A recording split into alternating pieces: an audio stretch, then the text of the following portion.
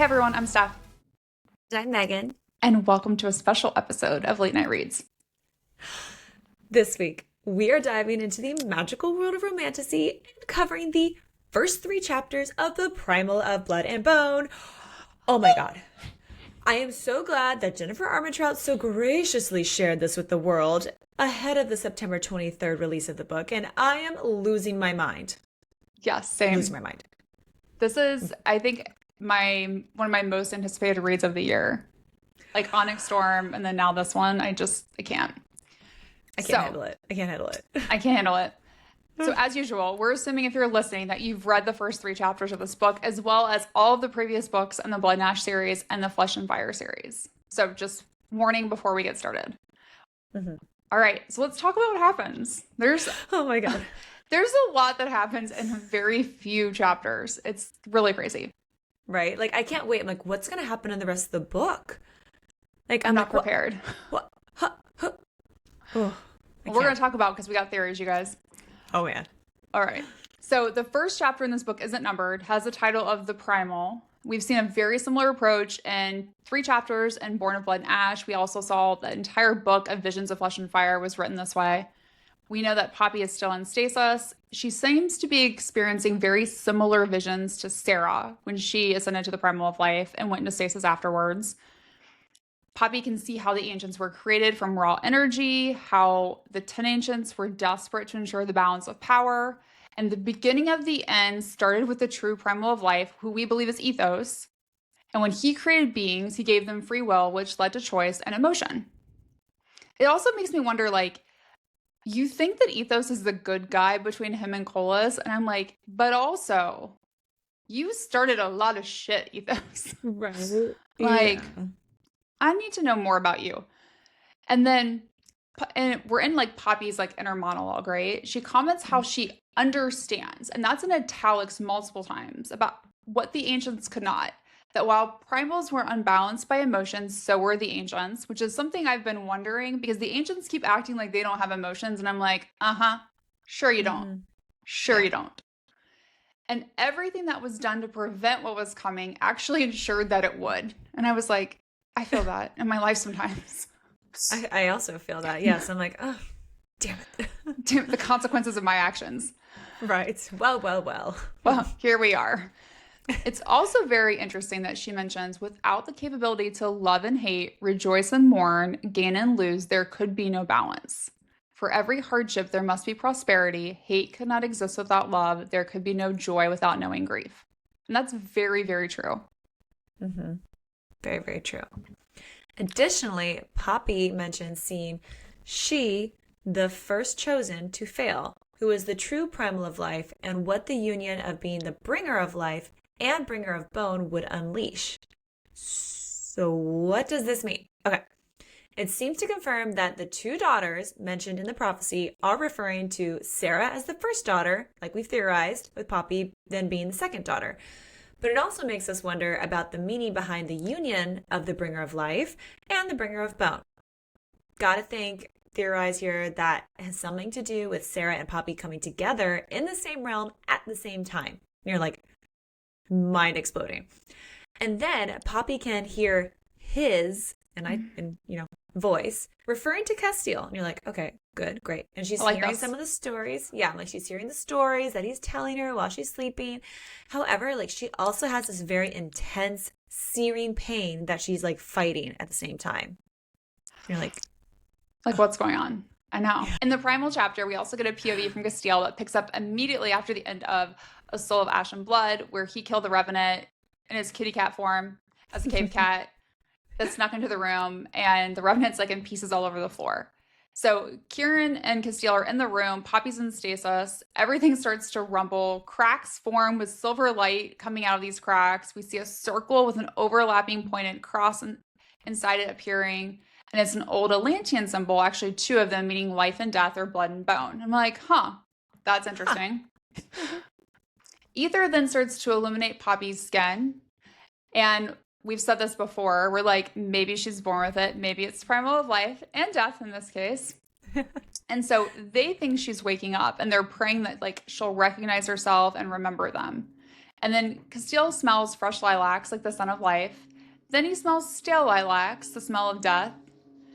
And power seems to fill the chamber, and then strands of ether like start flowing from like Poppy into Castile and Kieran. And I'm just like, or are you hallucinating? Like, what's going on?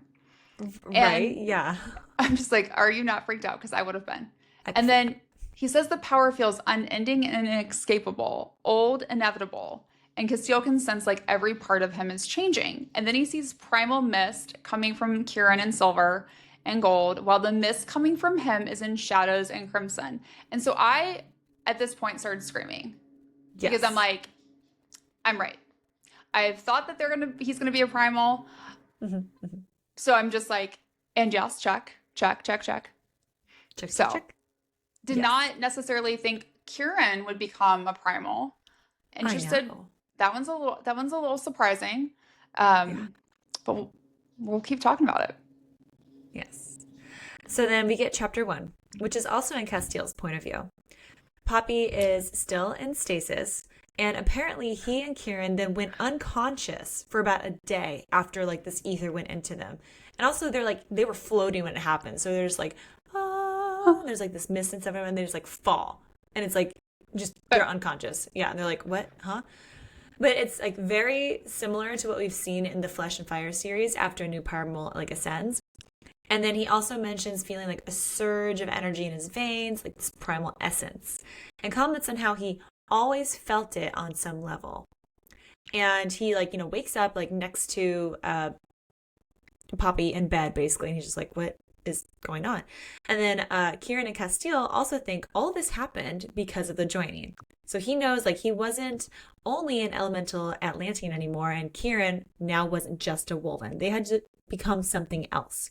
But he doesn't think that he is a false primal, like the Revenant had mentioned, because this essence is way too powerful. Like you can't fake it till you make it at this point. It's like, it's real. It's there. Yep. And so he felt like it was cold, it was infinite, it was ancient. Ooh, we see that a lot. Ooh, we see a There's lot of been ancient talk in here. We do. Yeah. We saw it a lot in the Flesh and Fire series too. Not talking That's about the ancients.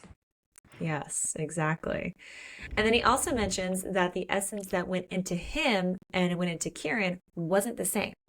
So it seems to indicate one of them got life and the other death. So based on the colors that we've seen tied to them with the primal mist, it appears that Kieran is tied to the life because his was like the gold and like white and silvery like kind of essence, and Castile death because he had like the crimson and the shadows, which kind of tracks because Castile likes to kill a lot. So, it feels like personality wise, like that feels like how I would divide it.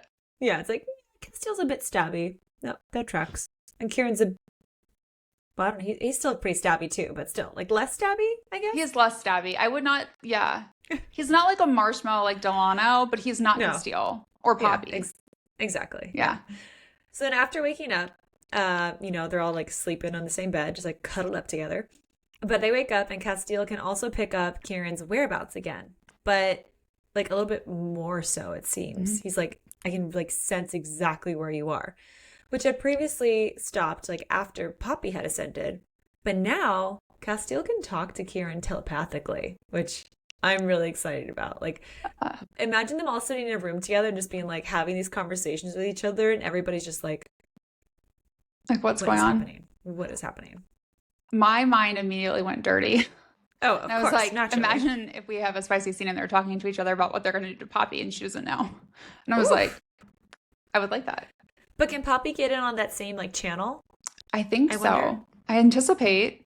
We'll find out. Will they be able to talk to just each other and not include Poppy in that? Oh, that would not be nice. I wouldn't like that. Right? Yeah. Like this is like a way to like block her out. Probably. I don't know. We'll find out. Maybe. Okay. So next up, Hissa, Delano, and Kieran come in the room and tell Castile about multiple ascended deaths, and he needs to come see them for himself. And he's pretty adamant, like, I'm not leaving Poppy's side. And then Kieran has everyone leave the room so he can have like a direct, honest conversation with Castile about how he needs to step up. It's almost like Kieran's like, hi, you're the king. You need to do kingly things. Act like it. You need to act like it. Otherwise, you're going to be mad at yourself for shirking your duties. And I think Kieran really does need to say that because I think that is something Castiel's struggling with. I think Poppy struggled with that. We saw in like the War of Two Queens. Like she knew she needed to be a queen, but she also wanted to go get her man. So, Mm. and then Kieran comments about how he doesn't want to leave Poppy's side or Castiel's side either, but he's doing it for the kingdom. And there's a couple of things about that. One, I think this attraction and love between Kieran and Poppy is a lot stronger than I think people maybe thought it was. And then two, Kieran keeps both of them in line. Yeah. Like he really does. Like yes. Well, somebody has to. Somebody has to. I mean, it's a really hard job. Mhm. And then we also get this interesting thought from Castiel about how he's king, whether he wanted to be or not. And it feels like another breadcrumb because we remember from Born of Blood and Ash, Holland said, people who don't want power can't be corrupted. Right? And then he talks about how Sera and her entire bloodline are designed to be this way. And so it makes me wonder if the fact that Castiel has these thoughts about how he is king, even though he didn't really want to be king, that if that's possible that he can't be corrupted by power either. Ooh. I hope that doesn't mean that Castiel and Poppy are related, though. I also thought about this. I don't think so because I was like, oh, no, it's not. I don't think so. I think it's just like his mental thoughts and stuff around it, which is very different than I think a lot of other leaders that we've seen in this book. I mean, look at Colas or Isbitch. Yeah. Well, we will. Oof. So then Castiel does leave to go see the homes of the dead ascended, and it is very interesting. So right away, first of all, Emil is with Castiel, and you're just like, there's funny banter there, of course. Like at some point, he's just like, you know what? It's been a while since I threatened to kill you. And Emil's like, I'll make a comment right now about Poppy. And he's like, there we go. That feels better. That feels better. That feels better. Yes, I want to kill you now. But besides that, they're both are just like, something feels off as they're like walking throughout the city, but they can't tell exactly what it is. And then Reaver does a little flyby, which scares the shit out of Emil, which is hilarious, honestly. But it also probably is scaring everybody else in the town too. Like they're like, there's a fucking Draken like flying around, and it's terrifying. Because, you know, the people of Solis are not used to seeing Drakens flying around all the time. Go figure. And they notice that all of the light bulbs have blown out, both inside and outside of the homes. And Castiel notices that the house has like a sweet yet stale scent. Lilacs, maybe. Mm-hmm. And the stale scent gets stronger when he gets closer to the bodies of the ascended. And also, as he's walking up to them, he feels like the crunch of the grass. And he doesn't think anything of it, but when he exits, he remembers it. So one of the Wolven here, Sage, has very odd behavior, like once they're inside the home and like doesn't follow them in. She's just like, no, nope, not going in there, not happening. Can sense something is not right. And we find out that the ascended have been drained of all their blood, but they're sitting or like positioned in a way that doesn't indicate any kind of struggle or like that they had seen it coming. And it's weird because it's like there's two little puncture wounds on their necks and that's it. Like there's nothing else. Like no like cuts, no just like bruises, like nothing. It literally looks like they were just like going about their day, like reading a book and just died. Got punctured. And like drained, like literally, like they'll look like they're in their like age of like 30 years old, but like their skin is all like completely like tight and like white and pale, like as if the life force has been sucked out of them. Literally. But it doesn't make sense because ascended blood doesn't do anything for anyone. Right. It's weird. And supposedly all the ascended were on a lockdown with guards watching, meaning no one came in or out of the house. So they're like, what? I have no idea. And interesting enough, they would have had to have died within the last 10 or 12 hours. But they haven't turned into cravens. So what we know is if someone's blood is completely drained and then their head or their heart is not destroyed, they should have turned by now. They should have become a craven.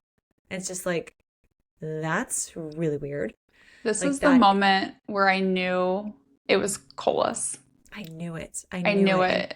Yep. And Castiel's like, there's dead birds too. Yeah. Like, why are there dead birds? And it's really interesting that like, again, like there's like the dead stuff all around, like literally everything that had life in it was just gray and like completely sucked, gone. You're like, and then Castile seems to be able to now sense people's emotions too. Just kind of like Poppy. Joining, thank you. And he mentions how Emil starts to have like a tart taste of confusion when he sees that all the Ascended were, or not all of them, but like that some of them were readers. He's like, Emil even says, like, I never thought of them as having like normal hobbies or like being like people-esque. He's like, I only ever thought of them as monsters. And it's kind of like a humanizing realization for him to have towards the Ascended. So this house also doesn't have any blood reserves, which typically you would find in the home of an Ascended. Like they would have like a refrigerator basically full of blood. And it's like, that's kind of creepy. But they're like, but these guys didn't do that. They didn't have that. It's like they were trying not to drink blood, perhaps. And weirdly enough, this house has a painting of like the sun template like all over, as if they're trying to like recreate the outside downstairs, like in their basements, like when they're during the day. And Emil makes a comment then about how it feels as if a spirit enters the home. And that's when Castile has this like aha moment of like, oh my God, could it be? Could it be Colas? I thought of it's a Disney show, Twitches. It's like a Halloween movie.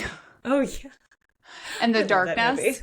Yes. Because that's what I thought of in my head. I was like, oh, this is interesting. The other thing that's interesting about the Sun Temple painting is that they think Colas is the primal of life. Right. So, right, and that they would have been, if they were like had an allegiance to him or worshipped him, they would worship at the Sun Temple, right? So that's what they would think of. So to me, it was like another thing. So I questioned, like, did these people sacrifice themselves for Colas? Right. Yeah. But again, like, but the puncture wounds, like, how could they do that? I don't know. But maybe that was the point of like no struggle. Like maybe they were just like, it's Colas. He's coming to take me. Maybe. So then Castile goes to leave the house, also like very confused, and he notices that the urn outside of the house isn't empty. It's like completely filled with like gray blooms and leaves. Like we mentioned, he was like, this is weird. There's like a crunch. And then he like notices really like the grass is all dead. Everything is dead. Like that's like specifically here. Like nowhere else, but just the houses of the Ascended. Everything around it is dead. And he's like, that's weird. That doesn't track. Like something's fishy here. This is not right. And Castile then orders Heisa to have his father, Lord Sven, and General Dameron to secure the Ascended and make sure nothing enters or leaves the Shadow Temple. Which I'm like, ding, ding, ding. Yes, thank you so much. Let's continue with that theory, please. Yes. So then Castile gets back to Wayfarer Castle. Reaver comes to see him. And Reaver. Castile... I love Reaver, but he's not baby Draken at this point. He's a grown-up Draken. But Castile immediately brings up the possibility that the deaths are tied to Colas because of the smell, the gray plants, and like how they occurred. And Reaver's like, I mean, I believe that Colas is nearby. Otherwise, like, Isbitch wouldn't have acted when she did at the Bone Temple. However, he mentions that he and the other Draken can't sense Colas. Which I'm like, I didn't know you could. Yeah. So I have some questions on that. I don't know exactly what the Draken know. But Reaver isn't sure if he would be able to sense Colas if Colas isn't fully restored in like a human form, I guess, or like in a body. Yeah. And then we get a very, very interesting comment about a primal soul from Reaver that it's a major breadcrumb, and we're going to talk about this in a couple different ways. So apparently the essence of any primal is the primal soul or the how are we going to say this? Arulus? Arulus? Okay, Arulus. Sure, yeah. Or primal soul, which is different than the soul of a god or a mortal. It has a form, a shape, or a shadow, and it can solidify for short periods of time, which means Colas could solidify with fangs for a short period of time to cause the deaths of the Ascended. And Reaver shares that a primal soul can enter a vessel at the very moment the soul leaves their body. But the vessel needs to possess similar embers as those carried within the primal soul. And I'm like, what? I got theories on this. So, however, Reaver's like, I don't know if that's ever been attempted or successful. And he also makes a comment that if the soul enters the vessel too soon, there could be two souls, and they don't want that to happen again. Which, Oh referring God. to Sera and Satoria. And Castile's like, what? What are you talking about? What do you What are mean you talking again? about? What do you mean again? And then this is when Castile and Reaver realize that Isbitch was planned to use Malik as the vessel for Colus's soul and never intended to sacrifice Poppy. And if Isbitch had succeeded, then Colus would have become Malik for a short period of time. Also, Reaver, in typical Reaver fashion, thought this could be what Isbitch was trying to accomplish in the Bone Temple, but he didn't think it was worth mentioning to anyone at the time. Thanks so much. Cool. Thank you. Great. Thank you. Just, okay. And then we also learned that Nektos hasn't been seen since Poppy went into stasis. So he's still in the Elysium after he took Iris back there. And since the gods are awakening, he's guarding Sera and Nyktos. Reaver also makes a really interesting, vague comment that while Poppy is the liaison of the Draken, it doesn't apply to Nektos. Right. And I'm like, what does that mean? And then he says that Sera, Nyktos, and their sons are family, so their bond is greater than magic. I get that part, but I'm like, what do you mean that Poppy being the queen of the Draken doesn't apply to Nektos? Like, does he just still remain loyal into like Sera and Nyktos? Potentially. I think there's more to it. There's more. There's got to be more. There's got to be more to it. So then Reaver comes back into his mortal realm because of Jadis. He located her actually a couple of days ago in the Willow Plains, and she was entombed in stone, similar to how Nektos was when Poppy first went to the Elysium, and by a single touch, she was able to wake him. So then, according to Reaver, the act of self-entombment was unheard of because it leaves the Draken vulnerable. So something drastic must have happened to cause it. And Reaver is then hoping that whenever Poppy wakes up, she can just come over and like touch Jadis, and hopefully Jadis will wake up just like Nektos did. Hopefully that's the case. But we also have to hope that Poppy doesn't just, kill everyone the second she wakes up. So, we'll see what happens there. But good news is we found Jadis. We're like, yay, cool, awesome. Castile then asks Reaver why Isbitch needed Poppy at the Bone Temple. Like, if she wasn't going to sacrifice her, like, why did she need her there? And just did not understand what Poppy has to do with Colus. And Castile wonders, maybe it's because Isbitch knew Poppy could end Colus. Who knows? And Reaver says, possibly, but he will not say anything more. And Castile then is like, you do know more, but you're literally not going to tell me. And it's just crazy because Reaver's just like, I can't tell you more. He's like, this is what I'm able to tell you. And he's like, you cannot know anymore. And it's like, okay. But honestly, would you want to be the one to tell Castile that his wife is Colus's obsession reborn and that Colus will stop at nothing to have her? Like, no, I don't want to be the bearer of that bad news. Nope. No. So Reaver's just like, this is going to be bad, but I'm not going to tell you why. Because you're not going to like me after I say this. It's like, ugh. Or it'll probably upset the fucking balance. Like, right? Yeah. Right. Yeah. And then I'm like, is it possible for a Draken to be a victor at that point? Or a fate. Or a fate? Or an ancient. Yeah. Like a fate's. Yeah. Great questions. I mean, theoretically, you would say no, but it was like really Reaver was literally like physically unable to say it.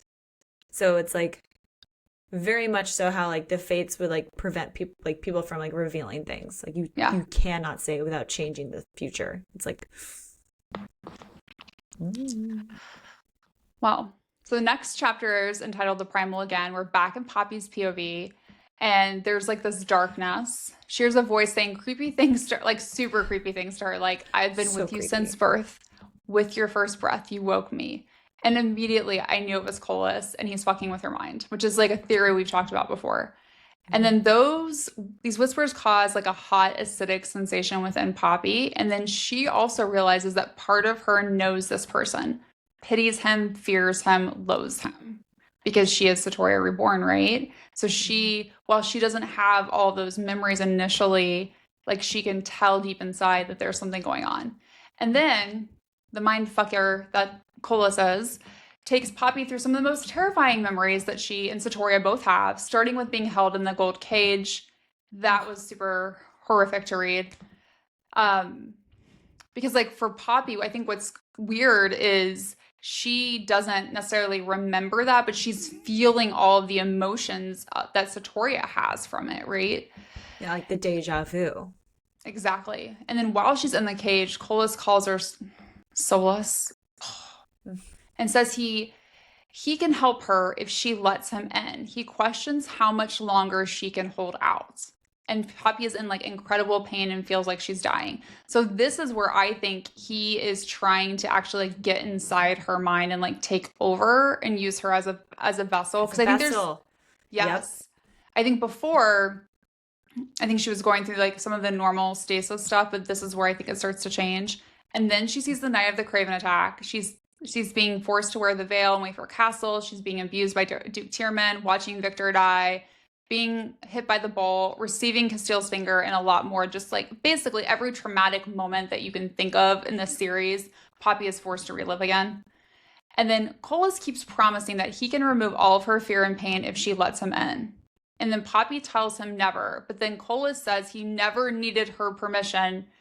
And Poppy feels ungodly pain. And then I was just livid at this point because I'm like, it's so hard because it feels like obviously we don't 100% know what Colas did to Satoria, but we have a lot of assumptions. We know what he did to Sera and his lack of consent for legitimately every person. And then it feels like this is happening all over again, but to Poppy now. It's just, I fucking hate Colas. And I remember we learned from the Fates, like, what Colas could do in the Abyss. Like, and one of his, like, favorite torturing devices was, like, literally make people, like, relive their worst moments. And it's like... That's what he's doing. Yeah, he's, like, literally doing that. So then you're thinking, like, is he already, like, inside her? Like, is that, like, wraith part of him, like, inside of her, like, the shadow come in? Like, oof, like, where is it? It was, yucky. I think it was trying to get, at that point, I think it was trying to get in and take over.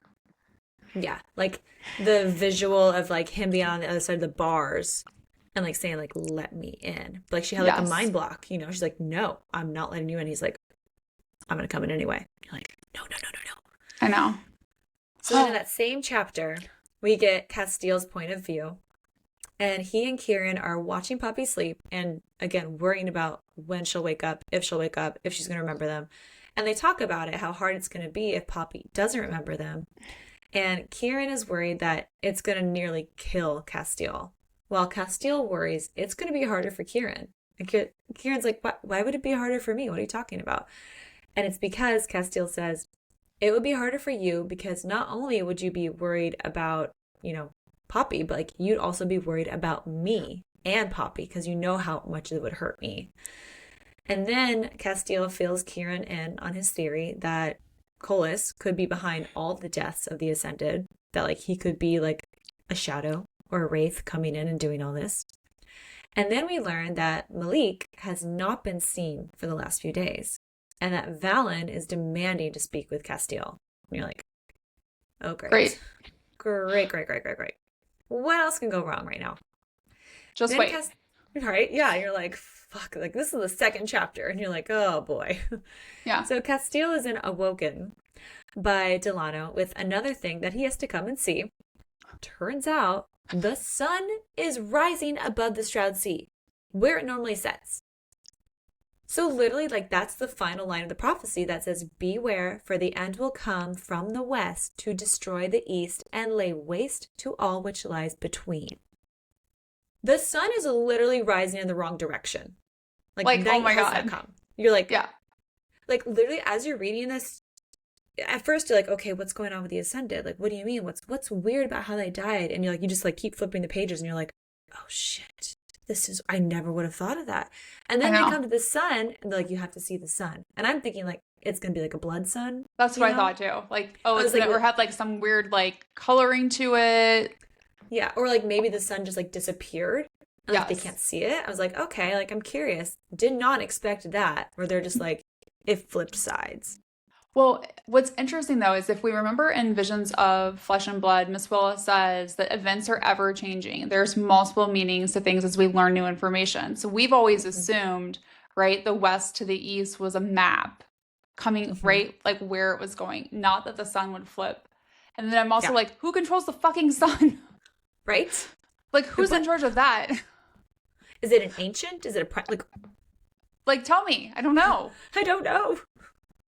I didn't know I could Oh, do that. I didn't either. Okay, so the next two chapters are entitled The Primal again. We back in Poppy's POV. She's starting to awaken, and things get really crazy from this point on. So Poppy struggles internally to know who she is. She knows what she is, meaning that she's a primal, but she's struggling to remember herself. And she does seem to know Castiel's voice, and when she hears Kieran's name, it feels familiar to her. And she vaguely remembers Castiel talking to her and sharing memories while she was asleep, but it's like she can't fully remember them. It made me think of like when you wake up from anesthesia and everything's really cloudy and you're like kind of like, what's going on? I feel like that's where she was. And Yeah. then she's also starving because she needs to feed after she wakes up, similar to what we saw like Sera do. And when she opens her eyes, she knows Castiel is mine. And it hurts her to see that his finger's missing. Oh, However, she has this innate sense warning her to keep her distance from him. Like she knows his power is similar to hers, but there was more to it. An element that had been in the generations of those who carried his blood. Something old, something infinite. So, something ancient? ancient? Hmm. I we'll talk more about this, but Theories. I don't think Castiel's a primal because of the joining people. So, Poppy also sees silvery bolts of essence laced with crimson in his eyes, death, and she does not have a great reaction to it. Um, and then it says a deeply buried ancient instinct seizes her. So it makes me right. So that's probably like the Satoria part of her that is reacting to it. And Yeah, like then you see the crimson, she's like, death, coolest, bad. like PTSD moment. Like, no, no, no, no, no. Bye-bye. Exactly. But then she also like doesn't understand it either, right? Yeah. Because it's like this weird kind of like situation that she's on. And then Poppy tries to get away from Castile, but he won't let her out of the room. It felt like the good old days. It felt like from Blood and Ash and A Kingdom of Flesh and Fire when they would like fight each other. And I was just Yeah. kind of like, where's her woven dagger? Like, give Like her a when they're on the girl. rise. They're on the Yes. rise, and he's like, you can't get away from me, but I'm also like enjoying this. Or like in A Kingdom of Flesh and Fire, like when she runs from him out in the snow, like she tries to get away out in the Yes. stabs him and then gets away in the snow and then they end up fighting and then they end up. So I was Fucking. like, oh yes, I can't wait. This is going to Yeah. end up in a really good spot. If we're getting Spice this early, this is not what happened. Not, no, no. No. Disappointed. I Did was not happen. disappointed that we didn't get Spice and like, oh my God, with what we did get. Yeah. So Poppy starts hearing a voice tell her to get out before he grows even more powerful. Do it now. Do it before it's too late. You've always been weak and fragile. And that's like heartbreaking because I'm like, is this what Colas would tell? So the you've always been weak and fragile, I feel like is what Colas would tell, you know, Like oh my God, Satoria. Satoria, right? Yeah. But then it's like, yeah, like is he talking to her? Or like, or is part of it like Satoria talking to her at that point too? That's what I think. I think the It's first like part, like back the and get forth. out, yeah, the get out before he grows even more powerful, do it now, I feel like is maybe the Satoria part talking to her. And then you've Mhm. always been weak and fragile is like the Colas part. And so, and it's really interesting because I feel like Poppy hears them, I think, in the same voice. So I don't think she even understands that it's different. Yeah. And I think Satoria is trying to tell her, like, the get out before he grows even more powerful is like, you need to get Colas out. But I think Poppy's Hmm. hearing it as like Castile. Yes. Yeah. There's like a mixed communication going on for sure. Yes. And then Castile calls her princess and Mm. tells her that like deep down, like, you know who I am and what we mean to each other. And then her heart and soul like are starting to like recognize the truth of his words. But then all of a sudden, like she visually sees fucking Duke Tierman. And then like all of a sudden, like she's back and she's like dressed in white, like in her mind. This is all happening. Yeah. Like it's not in real. So Castile's just like, what the fuck is going on? Like Yeah. where did she go? Like the eyes are open, but like nobody's home kind of a situation. And so she's like looking down. She's like, I'm dressed in all my white again. Like, what? And Duke Tierman makes a comment about how white is the color of the untouched. But when were you ever truly untouched? And you're like, fucking Duke Tierman, shut the fuck up. I'm so glad you're dead. But what's also odd about this is that she's, imagining Castile is Duke Tierman. And she's so confused because she's like, there's the missing finger and there's the marriage imprint, but you don't look like that guy anymore. Now you look like the Duke guy. And like, she's again, like trying to fight her way out of this room. And she's just like trying to get out. She's like trying to get to the door, like trying to, run out the window, like anything she can. And as usual, the fighting also turns them on slightly. And she's a bit confused about that. She's like starting to remember how Castile was the first person to give her any pleasure, like her first everything, like the moment in the forest when his hands were like down her pants, helping her fall to sleep. And then Kieran comes to the door, but Castile orders him not to come in. He's like, do not come in unless you want her to like kill you. Like she's in a rage and not in a fun way, And Kieran can like feel and sense that Poppy's awake and he wants to come in and help. And literally Castile again is just like, make a run for it. Like you need to get out of here. She will attack you and hurt you. And then eventually Castile convinces Poppy to feed from him. And she starts seeing like his memory that he's like projecting to her of the spicy scene on the boat when, he made her read Miss Willa's diary and like act it out. And she's like, oh, okay, I like this. This is nice. And then, surprisingly, Castile tells Poppy that she needs to behave. And we're like, yeah. Are we gonna get it? No. We do not get a spicy scene. I think this is the only time he's ever told her no. And I was like, yes. But if she'd beg, would that be maybe, yes? Right? I was like, but maybe that would help bring her back fully. Also, and you said she never had to beg. Right. Liar, pants on fire. I'd like his pants not to be on. Or take your pants off. Take your pants off. But then... But I get it. He's being responsible. Like, he's... Yeah. Right? Like, I probably shouldn't try and have sex with my wife while she's been trying to attack and kill me. Yeah. Like, she's not herself, clearly. Like, something's going on. She's a little inebriated by, like, stasis. Yeah. So then finally, Poppy kind of remembers herself and remembers that she loves Castile. And she can feel that something is wrong with her and that she wants to tell him, but she like physically can't. Like she has this moment of clarity where she's just like, it's me. And like, and then like a crimson haze returns and it clouds her thoughts and edges at her reason. And I'm just thinking like, that's cool. It's coming back. And he's like trying to fight.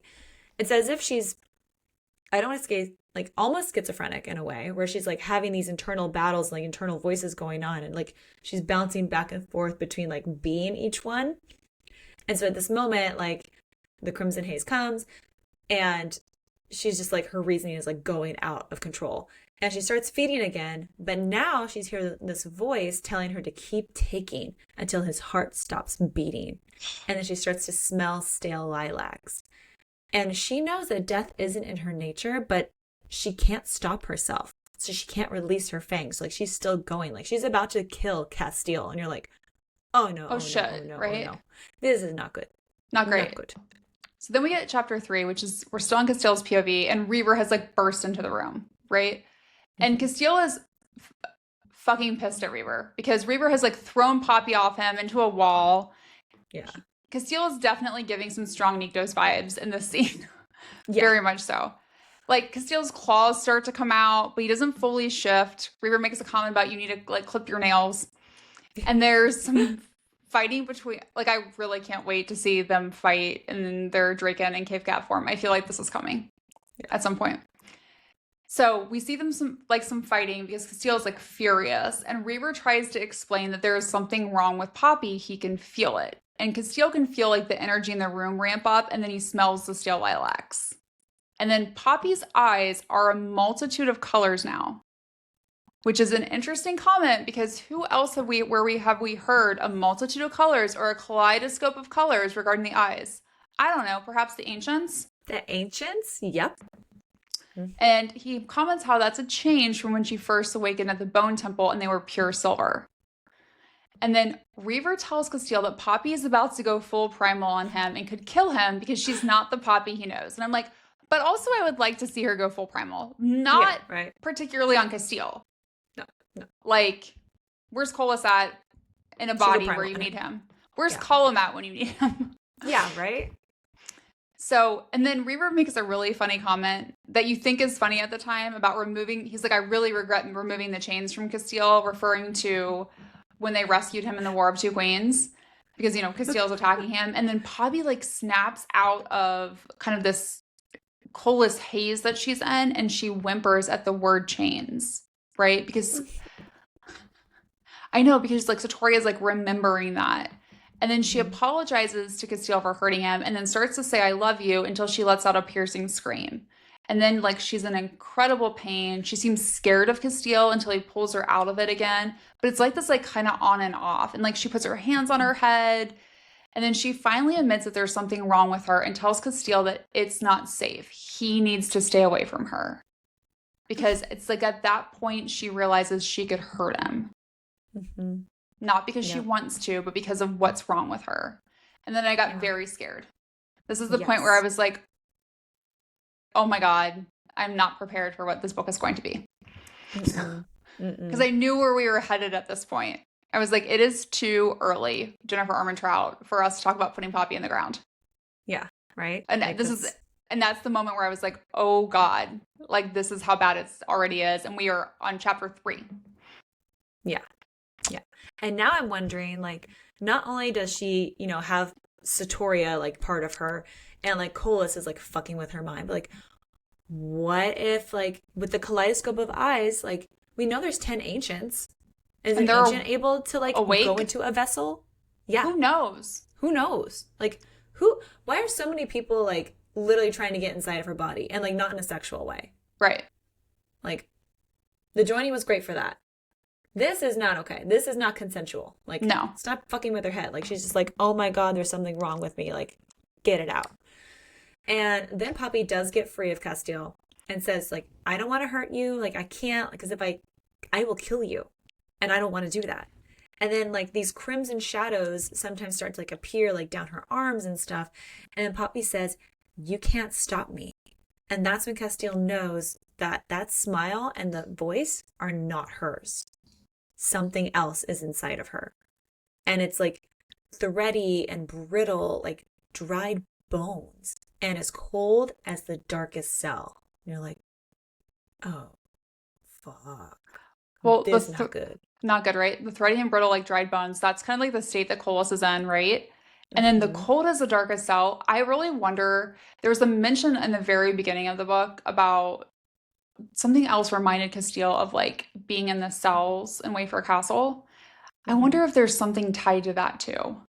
Yeah. With this. I don't know what yet, and it's hard to theorize since it's such a small portion of the book, but it feels like there's more going on there.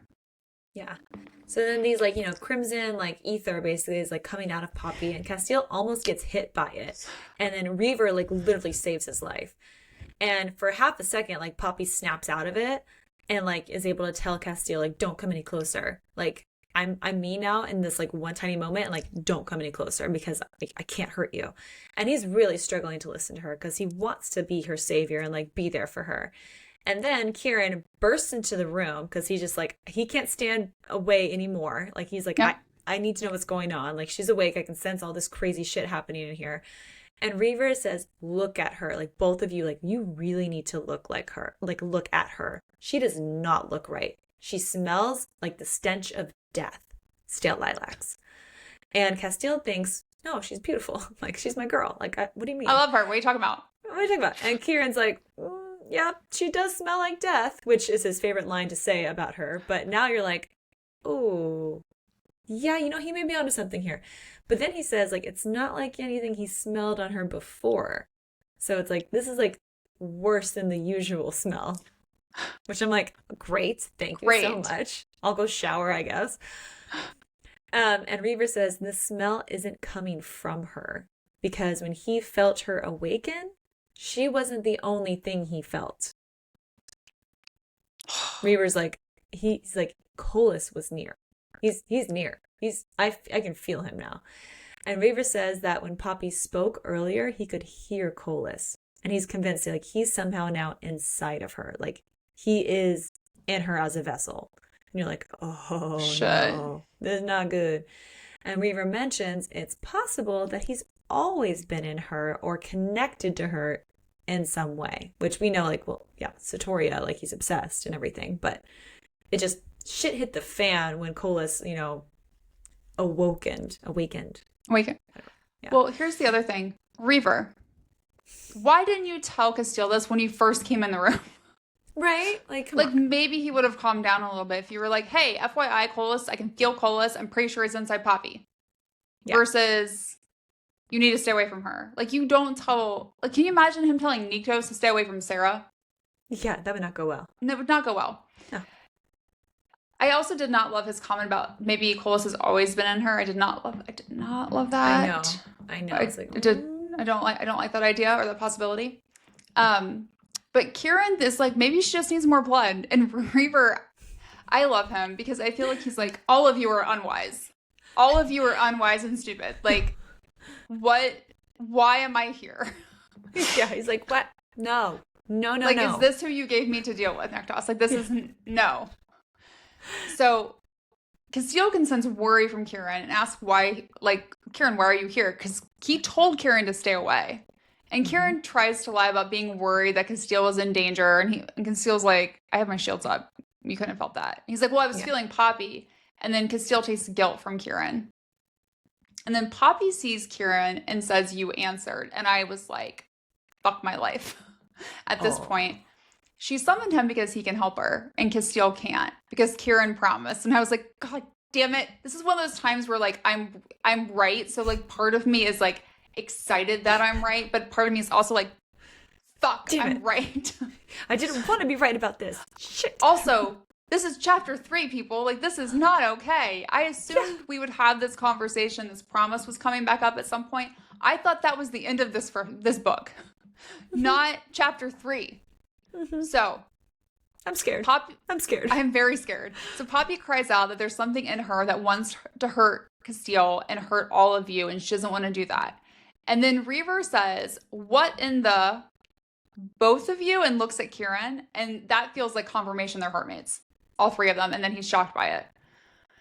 Which we've been preaching for a while. Kieran then tells Poppy that she's strong enough that they'll figure it all together. But Poppy insists they have to do it. And Castile's like, do what? Like, what the hell? Someone talk to me. And he demands that Kieran, like, tell him what he promised Poppy. And finally, Kieran says he promised to stop her by putting her in the ground. And 6 words cause Castile to attack Kieran. And that's where it ends. And I was like, oh my God. So then I think after I read this, I sent you 4 Giphies of my reactions to just like these, like, oh my God. And then, like, the last one was from Willy Wonka going, like, I don't care how, I just want it now. Because I'm like, I need the rest of this book. Like, I am not okay. I need to know what happens. Are you kidding me right now? Yes. Okay. You know, it was funny, though? Not funny, but, like, reminded me of something. So when Castile was literally like, what did you promise her? What did she say? It was like all of us at the end of Onyx Storm. Like, Imogen, like, what? What do you mean? What do you mean? What do you mean? At least we get like a little bit of like Kieran answers the question, but still like with Onyx Storm, we're like, what happened? What happened? So I know, I still want those missing 12 hours. But I'm like, Castile attacks Kieran, and you're like, oh no. I don't know who survives in that situation. Is he going to shift into it? I mean, he's going to have to. He's going to have to separate the 2 of them. Is everyone going to shift? Like, is Reaver going to shift into Draken and, like, Castile? And then Poppy will Poppy to shift? There's just, like, a whole, like, shifty room. Like, that Wafer Castle is about to be, like, flattened destroyed? Out, I swear. Yeah. Like, all of that ether and all that power, all that shifting, like, shit's about to go sideways. It's very quickly. Yes. So, needless to say, we cannot wait to read the rest of this book. But let's do some theories. So, we're going to start with some of the theories that we believe are confirmed by the first 3 chapters. So, First, we theorize that Colas might be able to infiltrate Poppy's mind while she's in stasis using his power to feed on her trauma and attempt to manipulate her. And after reading Born of Blood and Ash, we questioned if Colas had been responsible for some of her nightmares and Sera's, but specifically Poppy's regarding the Craven attack. Both of these theories appear to be correct based on what we've read so far. Colas definitely has entered her mind while she's in stasis. In fact, he's like literally inside her somehow right now. She's in the midst of an ongoing battle to prevent him from controlling her. Colas also claims to have been a part of Poppy since her birth, that he's always been with her. It's possible that he's referencing like that connection that he weirdly believes he has with Satoria, because she is Satoria reborn. And he seems to always be able to find Satoria, allowing him to be aware of her and potentially even communicate with her, like via her nightmares or while she was in stasis. And we've also like discussed like the possibility of how Colas could use his essence to root out that trauma and, you know, fears to basically tear Poppy, Castile, and Kieran apart. We're only a few chapters into this book, and he appears to be succeeding at that already. And we are super worried about what he's going to be able to do when he does eventually grow stronger, because that's obviously going to happen. Yeah. So one of our big theories that we would die on a hill for is that Castile is a god, specifically a primal god. We have been theorizing this. I went back to see like how many books back we started theorizing this. It's been a long time, you guys. Yeah. And we feel pretty confident that we are right on this theory. This is when I like screamed, I was right. I was so happy. The only open question is why Castile is a primal god. Does it have something to do with the joining, which is his current theory, which I do not believe is the case at all? Or is there something bigger at play, and has he always been destined to be a primal? We're definitely leaning towards like that something bigger, which we'll talk more about what we think might happen in this book, but it's tied to who he descends from. And then we also feel really, really confident that our theory about Poppy, Castile, and Kieran being heartmates, all three of them, is right. It's got to be. Like, triple hearts going on here. So here's a couple like little proof points from this book so far. Number one, Kieran's emotional reaction upon seeing Poppy reminds Castile of how he how broken he looked when Alicia died. And also, Reaver appears to be shocked to learn that Kieran promised to put Poppy in the ground and says, both of you? Which Reaver, again, is surprised to learn that both of them are Poppy's heartmates. And then finally, we've been told multiple times in previous books that heartmates can exist between two or more souls. Check, check, check. 3 hearts. It's got to be. 3 hearts. Another theory that seems to be confirmed is that Sera and Poppy are the first and second daughters referenced in the prophecy that will ultimately remake the realms. While in stasis, Poppy acknowledges that the first chosen to fail, the true primal of life, which we know as Sera, is one of the daughters, with the other being Poppy. Obviously, the 2 kings would be Nyktos and Castile, and then the great conspirator we believe is Colas. There's also this statement, right, that I think you said originally about the union between the bringer of life, which would be Sera, and the bringer of bone, which would be Poppy, would unleash together. I would not want to be on their shit list. Like, either one of them individually, let alone the 2 of them together. Yeah, no, definitely not. Okay, so now let's dive into what else we think might happen later in this book. So first, we fully expect to be emotionally destroyed by the end of this book. Like, one of us will likely be sobbing. It's going to be you. I'll be like, oh. And you'll be like, whoa. I'll be like, I sobbed. No. I'm like probably going to sob through. Who knows? Who knows how bad I'm going to be emotionally destroyed? But it's not looking great, you guys. It's not looking good so far. No. I'll send you some tissues. And then next, Colas is going to somehow tear Castile, Kieran, and Poppy apart. And I'm like, dude, Colas, can you stop? But we gotta theorize that the 3 of them will not be acting as a unit when the book ends. So if Jennifer Armentrout really wants to cause the most emotional trauma and damage ever, what if Poppy and Kieran end up together and Castile is on the outs? Like, I want to throw up thinking about it. I don't want to put that in the universe, but like that could happen. I just know she's gonna destroy us, and I feel like that would emotionally destroy him. It would emotionally destroy us. I don't like it. I don't like it. I'm gonna throw up. Okay. Another thing that we think is gonna happen: fucking Colin will continue to be a major pain in the ass, and he won't die. Colin will live at the end of He's this a book. cockroach. He's a golden cockroach. He is. Will not die. We're confident that multiple people will cause him to die for a few minutes. So I do feel like he will be stabbed, etc., head chopped off, all that thing. But he'll just keep coming back. I don't think he dies until the next book. We also anticipate that we're going to learn more about his true motivations. And I want to put this out there. We kind of said it after the end of Born of Blood and Ash. I'm starting to question if we've been wrong about him this entire time. If he may not be the evil monster that we think he is. How so? That he might be trying to do what's right to get his sister away from Colas for good. Like, keep thy friends close, but my enemies closer. Yes. Yeah. Like, he's like seen like the error of his ways, and he just wants his sister to be free. Yep. Possibly. Yeah. Or I could be wrong. Or, you know what? Let's go. I hope you're right. I hope we are wrong. It's like, please prove me wrong. Please. Let's see. Even if he turns out to be not as horrible as we think, don't get me wrong, he's still horrible. He still will be called fucking Colin. He still did some very, very naughty things that cannot be redeemed, really. Correct. Sorry. Like, you made your choices, and they were the wrong ones. Yeah. So we also anticipate that we will finally get a better understanding of who all the ancients are and whose side they may be on.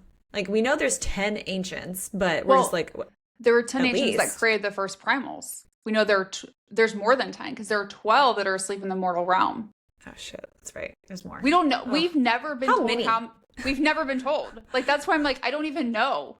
Like, is it... What if Poppy's like the queen of the ancients? What if she is? What if she is?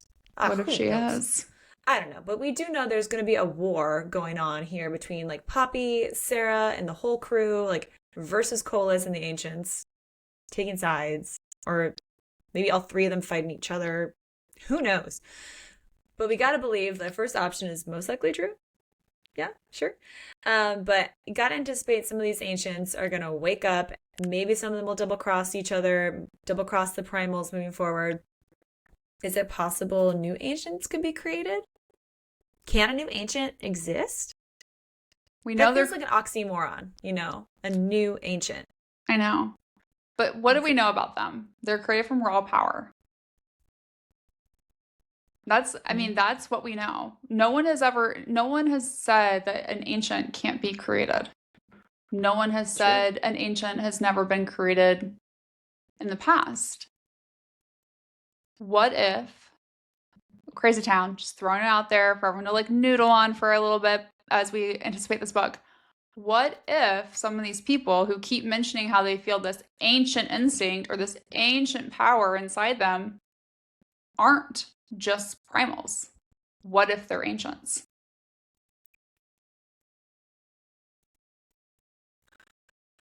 Yeah. Oh. That, Oh, snap. Yeah. Could it's possible, right? There's too much talk about the ancients and too many intentional choices that Jennifer Armentrout has made in books about ancient powers, ancient instincts that fuel me, that make me question, are some of these primals not just primals, but actually ancients? Yes. And in the prophecy, I believe they also say something along the lines of like, remake the realms. Correct. Who made the realms in the first place? The ancients. Ancients. So in order to make new realms, you have to have new ancients. Holy shit, you could be onto something there. I mean, like, I kind of hope I am and kind of hope I'm not.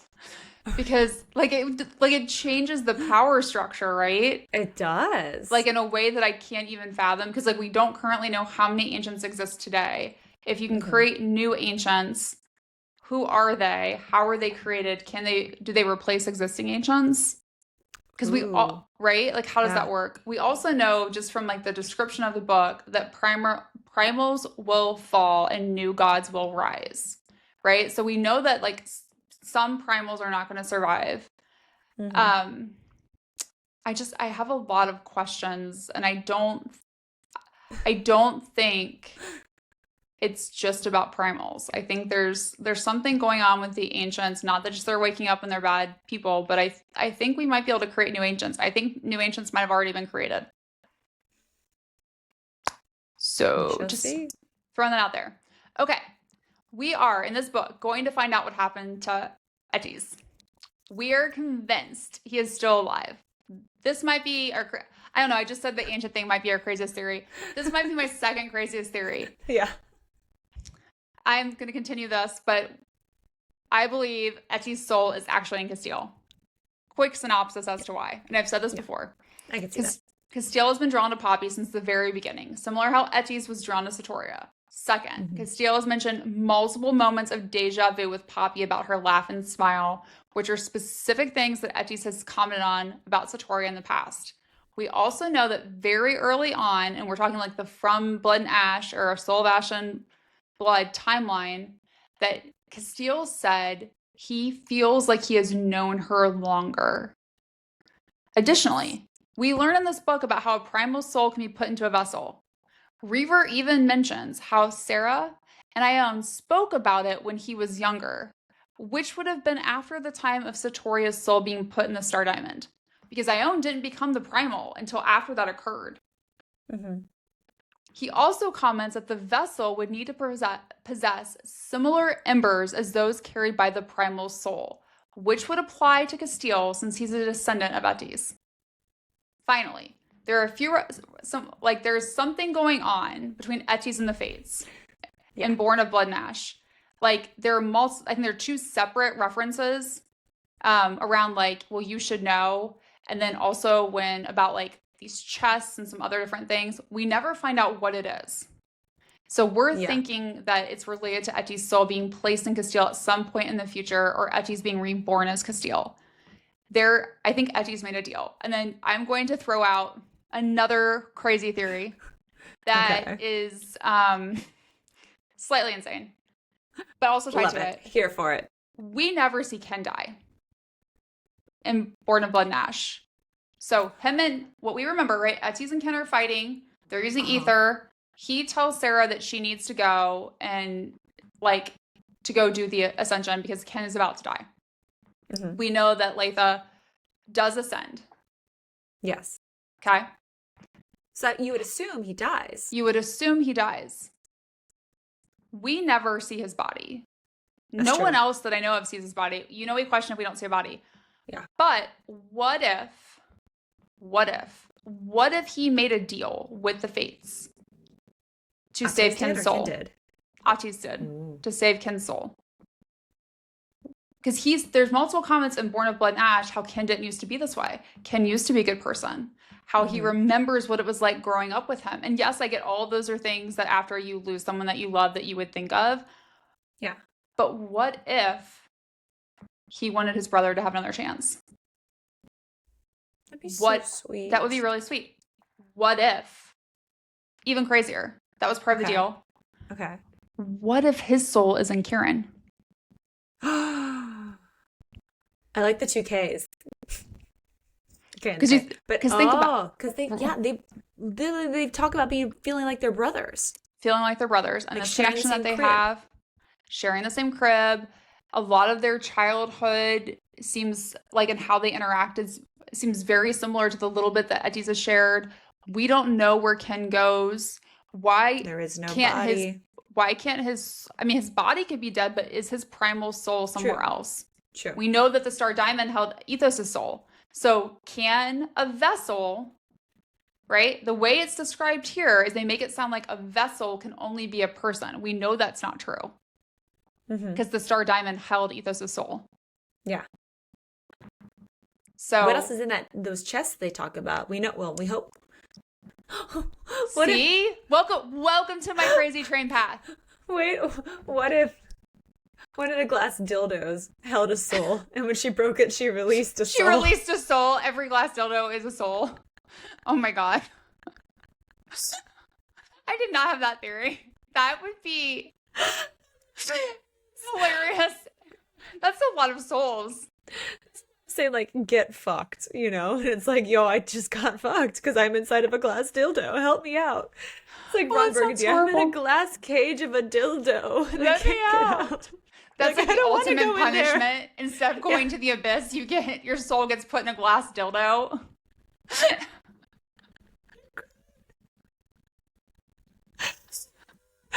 No, no, I don't want to go in there. I don't want to go. Honestly, that's better than like half the shit that we're thinking is gonna happen with Colas. Oh my God, that's hilarious. Oh, that'd be hilarious. That'd be so funny. Okay, well, I do love this theory. Both of the glass dildos being vessels, but also of Ken being reborn as Kieran. Holy shit. Is that's interesting that Ate's soul would share Satoria with his brother. With Poppy. Why not? I mean, well, you know what? The more the merrier. Except for the glass dildo part. Yeah, I mean, because we do know that at least, at least from the things we've seen in Colas's court, there is a lot of love shared among lots of people, right? Yeah. So I would assume, given Ken and Atis's love of fucking, apparently, which is mentioned multiple times, Atis, I think, does it in a much more consent-driven way versus Ken. True. But it wouldn't surprise me. So. Yeah. Yeah. I don't know how Satoria would feel about that. You know, considering like Sera was like promised to Ken. Yeah, that's true. And he said all the fucked up shit he would do. Like, I don't know if Satoria would give him a second chance. That's true. If she knew. If she knew. Yeah. So, I don't know. We'll see about that one. I think it'd be hilarious though if a glass dildo became a vessel for a soul. But also, we still moving forward from the dildos. This suddenly became spicy all of a sudden. Like it did. We didn't get any spice in the first 3 chapters. We're adding our own. We're adding our own spice. We're adding a half a pepper for ourselves. So also, okay, we gotta think there's still a mole here going on. There's gotta be. Like somebody in Castile and Poppy's group is like stirring shit and telling everybody. So we have theorized who it could be since the Crown of Gilded Bones and have some suspects. Mm-hmm. We do still think it could be Perry or Emil or Hisa, whatever. But it's just there is someone who is doing us dirty. Yep. To be seen. Speaking of to be seen but not to be seen, the unseen. We know they're going to pop up at some point. They've been quiet for far too long. And again, like, what if the unseen are actually also the good guys? That'd be crazy. Yeah. And who else is a member of the unseen group? Like, is a mole a member of the unseen group? I don't know. I think so. But they've been too quiet. You're like, it's quiet, too quiet, suspicious. Too quiet. Exactly. Where have you been? Mm-hmm. We also think multiple people are going to die in the book, including ones that have previously died before and been brought back to life, making it impossible for Sera or Poppy to heal them again. Yeah. It better not be Delano. Better not be. Or Reaver. I'm really pissed. I mean, really pissed. It can be Colum. He dies and comes back a lot. He really does. I would be okay with that. Yeah. He could finally get an end. But I feel like whenever Colum does die, I think he's going to be the one that like puts his arms out and is just like, finally. Yes. You know, like just like, finally, I'm ready to go. We'll see. But we also are hoping for some entertainment via Kieran finding out that Emil and Vanetta are hanging out. We would love to see him lose his shit about that. That would be hilarious. I would love that so very much. Yeah. Well, and then he's going to get a dose of like what Castile gets from Emil. Yeah. Do you know what I mean? Yeah. Mm-hmm. Also, we are hoping and putting it out, manifesting for more spicy scenes between Castile, Poppy, and Kieran. We love the joining. Don't get us wrong, but we want more. We also may have some questions about what a spicy scene in their primal forms might look like, given like the hot scenes we got to read between Iktos and Sera, and when he was in his primal form. Like, if you got is it going to get bigger? And there's 3 of them. I have like some thoughts and questions, so we'll see. We're hoping. Mm-hmm. Hope. Okay, and lastly, some other open questions to consider. Why did Isbitch really need Poppy to be at the Bone Temple? Like she wasn't going to sacrifice her. That's what all these chapters seem to allude to. But instead, she wanted Malik to be used as a vessel for Kolis for a point of time. So it's like, is that really what she was planning to do? Or is there more to the story? Was Poppy there because she's Satoria reborn? And like, just kind of wanted to provide an offering to Kolis of like, here she is. I found her. It's my daughter. I'm like, that's your daughter. Like, no. But she knew that this entire time, right? Yeah. How fucked up is that? Okay. How much does Reaver and the other dragons know? It has been very clear from the beginning that Nektos knows more than he lets on. We're getting the same vibe from Reaver. What exactly do they know about what? And why won't they tell us? Mm-hmm. And is Reaver now the leader of the Drakens? He comments about while Poppy is the Lisa of the Drakens, it doesn't apply to Nektos. So very curious now as to why. Also, which fate told Kolis about the Star Diamond? Why haven't they paid the price for fucking with the balance? Right? I mean, like, talk about fucking with the balance. Yeah. Like, that's not cool, man. That's not cool. No. Why did Callum tell Sera's mother to kill a primal? Like, he told her how, but why? We also don't know why Ethos told Nyktos to remember something in A Fire in the Flesh. Does it have any relevancy to what the group will need to know to defeat Kolis? Is it just something random that I've spiraled on? Potentially, but I don't think so. I still think it's going to be like the Bone Clan or something. Oh, yuck. I don't know. Okay, also question. What is the truth about Shay that Castile and Kieran previously mentioned? I need answers. Yep. Is Miss Wool a goddess? Is she an ancient? Is she an ancient? Will Sera or Poppy be able to help Millie no longer be a revenant? Can you undo it? Can you? If you're a revenant but different. Mm-hmm. What is the significance of Perry's medallion? Because it has some, and we have thoughts. Mm-hmm. Could the medallion have been a vessel for something? I don't like that. But yes. See, this is my point. I think these vessels can be other things. Like, what if a vessel could be anything? As long as it has something that has an ember inside it. Is bitch's ring? Yes. Could have been a vessel. Ooh, now I question everything. This is what happens. Mm-hmm. You start down the path of crazy theories, and then it just spirals out of control. It could. Yeah. Mm-hmm. Okay, now also, why did Malek leave the Elysium under bad circumstances? Like, is it basically just like, does history just like repeat itself? Like, there's two brothers and like they're gonna start out fine and eventually they fight in the end.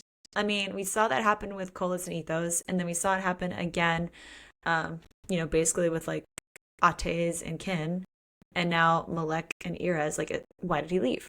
Why did he leave? And what's going on with them? Like, right? Yeah. They're both back in the Elysium. Are they going to play a role in this book? Can we trust either one of them? What's the next set of brothers? Could it be Castile and Kieran as like the set of brothers who like that fight it out? I don't love this, but yes, I think this is what's going to happen. Damn it. I don't love this. Because they could be reborn, like you said. Holy shit. And even if they're not, like, I just think they're like brothers. Because remember, Miss Willis says they're two sides of the same coin. Mm-hmm. Which gives me very strong, like, I don't know. Yeah. Okay. Does Millie know that she's heartmates with Malik? Like, and also, where are they? Can we trust them? Like, what are they doing? Why do they keep disappearing? Right? Yeah. Also, why did Jada entomb herself? Like, that something bad had to happen for that, right? And we also know that like she left the Elysium with Eros, but why did she choose to leave with him? Yeah. We need some more Jada's story. We've got a lot of like Reaver updates, but like we don't have anything on Jada's, and we need that. I hope we get more. I hope we do too. Yeah. Okay. In terms of what's next, we will be back on October 22nd with a deep dive into the entire book, The Primal of Blood and Bone. Check us out on Instagram and TikTok to get more real-time updates as we read the book and continue to discuss our crazy theories. Or, maybe the list of people that we've created that if they die again, they'll be dead. Dead. Mm-hmm. Yep. And then join us later this week when we dive into the world of contemporary romance and discuss Happily Never After by Paisley Nash. Happy reading, everybody. Happy reading. Thanks for listening to Late Night Reads. Don't forget to follow us on Instagram, TikTok, and Facebook at Late Night Reads Podcast, and check out latenightreads.com for even more information about all the books we're reading. If you loved today's episode, make sure to subscribe, rate, and review our podcast, and share the show with your fellow book lovers.